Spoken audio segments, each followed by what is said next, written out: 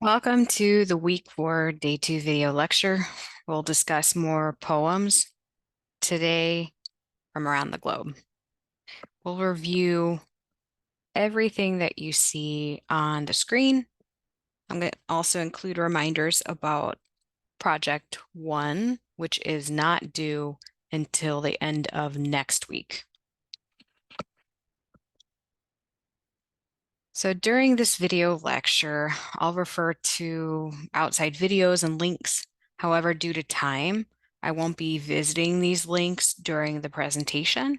If you'd like to view any of this material later, visit the link for this slideshow on the front landing page of the course. Let's start with discussing a broader definition of poetry. In class, we assessed several poems without considering a definition per se or its role and function. Of course, the definition I'm going to review can translate into several things, and you may view poetry in a different way. That's okay. Let's review this one poet's definition. So Clint Smith believes poetry focuses on the minute details of life. He describes it as it's almost like there's a tree in front of your house. You walk past the tree, seeing what color and contours there are, but in that same moment, you stop and really pay attention to the tree. Say you have a camera, you can zoom in on a particular leaf and see the leaf features different shades of green. On one edge of the leaf, you notice a slight turn to it. There might be a tinge of yellow. That means the seasons are changing. You review the stem and how a caterpillar took a bite. Essentially, paying attention allows you to notice things you might not have before. For me, that's poetry. And this is all, again, according to Clint Smith. And if poetry can zero in on a moment or help us to understand something that's right in front of us, can also be used for things we'd rather not consider, such as censorship, exile, and imprisonment, which is what we're going to discuss in context with the 4 poems we'll review. So people have been imprisoned or exiled for various reasons of political unrest or censorship from their government. There are also prisoners of conscience, which are persons who have been imprisoned for holding political or religious views that are not tolerated by their government. A famous and recent case of censorship and imprisonment out of Russia is Alexei Navalny. And again, I'm not going to play the video clip during this video lecture, but you can review it later if you would like. Some people are threatened with prison or exile for something as simple as missing paperwork, like the example out of Somalia that you can see on the screen. Of the types of imprisonment mentioned during this lecture, this may be the type we in the US are most familiar with. There's also just the inhumane conditions of imprisonment altogether, as reviewed in the Senate committee hearing video that, again, you can view on your own later. As we review the following 4 poems, consider standout themes or phrases concerning censorship, exile, and imprisonment. How do the poems connect with these concepts? And first, we'll review some advice to those who will serve time in prison. So it was written by Nazim Hikmet. He was a poet, playwright, and novelist. He was the first modern poet from Turkey. He was a nationalist patriot whose work was banned in his own country while he was forced to live in exile. He was a socialist whose views went beyond borders and race. Considering standout lines from the poem, We can see them on screen, and I really like the last two lines there.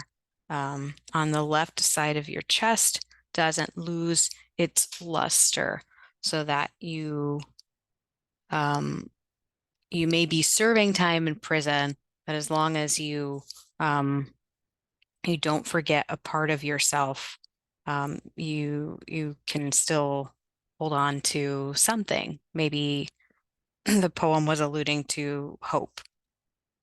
The second poem we'll review is The Silenced, from a poet and social activist out of Afghanistan. Nadia began attending underground education circles after 1995 when the Taliban shut down girls' schools. After 2001, the Taliban was ousted and she pursued a formal education, later publishing a volume of poetry in 2005.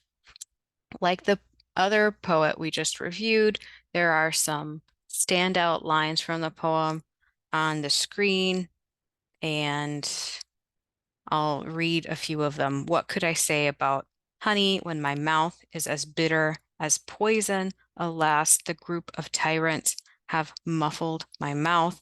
This corner of imprisonment, grief, failure, and regrets. I was born for nothing, that my mouth should stay sealed. The third poem we'll review is Answers to an Interrogation, written by Reza Bahrani, who was an Iranian novelist, poet, critic, and activist. He taught literature at the University of Toronto, authored more than 50 books of poetry, fiction, lit theory, and criticism. One of his most famous works recounts his days in prison in Iran. And again, we have some standout lines from that poem.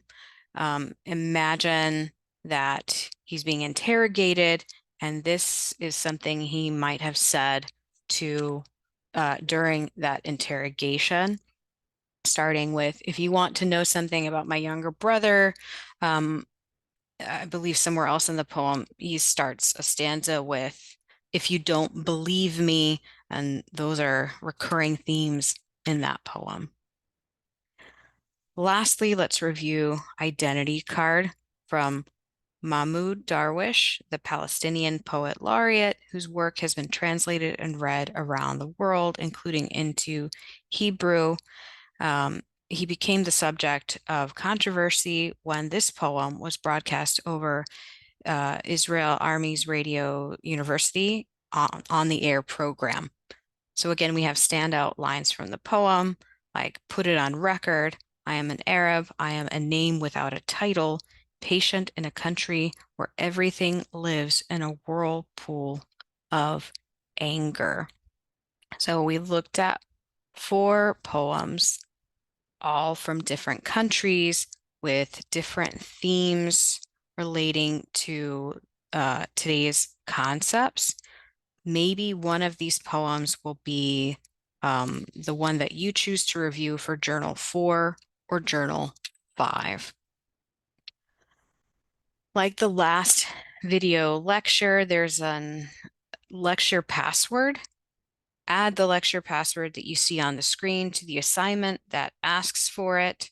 The video lecture password is Harold Perrineau or Perrineau. I'm not quite sure how to say that. If you include this lecture password on the correct assignment this week, could earn you up to 2 extra credit points on that assignment.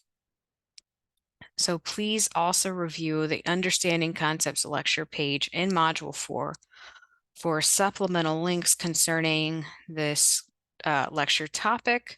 There are websites and additional context about the poems found on the lecture page from this week.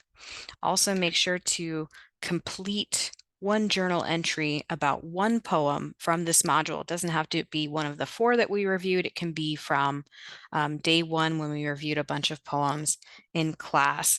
This journal entry should focus on capturing 1 or 2 elements of one poem from this week. Like your other journal entries, should incorporate at least 1 in-text citation to clarify a point or a thought you had about the poem. Journal number 5 is different. It's about reviewing a visual in tandem with a poem. It's also a major assignment that is worth 30 points rather than the 5 or 10 points for the other journals. So pick one poem, a second poem for this second journal assignment. Then pick a form of literary criticism to view the poem through for this journal. You can pick one of the ones we mentioned during week 1 or 2, and this can be mimetic criticism, gender criticism, psychoanalytic, maybe Marxist, or a different one that you want to use.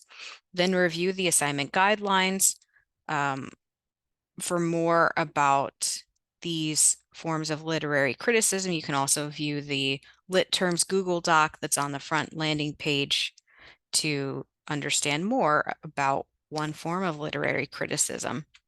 Then find an AI generator website that is free. I don't want you to pay to use a website for this assignment. Try to use DALL-E 2, but if it's prompting you for payment, find a free AI image generator to use instead. There's one on Canva, there's one on Photor, there's one on Crayon, or maybe there's one that you know of that I don't. Use that free one. Once you're logged in, type a prompt into the generator. Try to encompass the poem or just poet in the prompt that you type.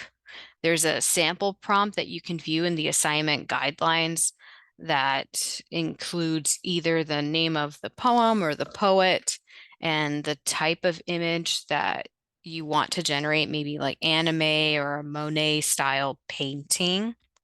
So these are just ideas for prompts that you can type in.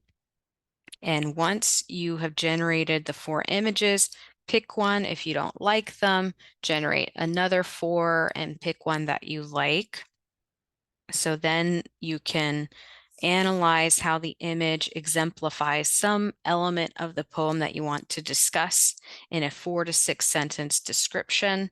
In at least one additional sentence, identify why you've paired a particular form of criticism with this poem. Upload your initial post by Sunday and respond to 2 peers by Wednesday. Finally, revising project 1. You can review the collective feedback file and start working on your draft. However, know that we will start these sorts of revision activities in class. And before you start any revisions of project 1, make sure to turn on track changes so I can see your additions and your deletions for my classes. Final drafts look messy. And this is so that I can see the changes that you made based on peer review, based on the collective feedback file, and based on your own self-review. So thank you for watching the video lecture.